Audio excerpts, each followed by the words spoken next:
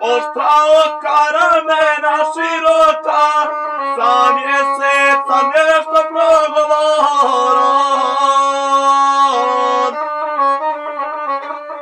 Oj starice, Markova Janice, jutros rano na vodi Bojani.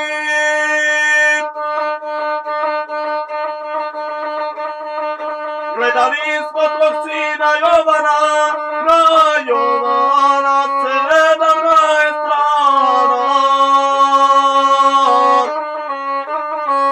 I družina ga vodi odijela, da mu rane krvave umije.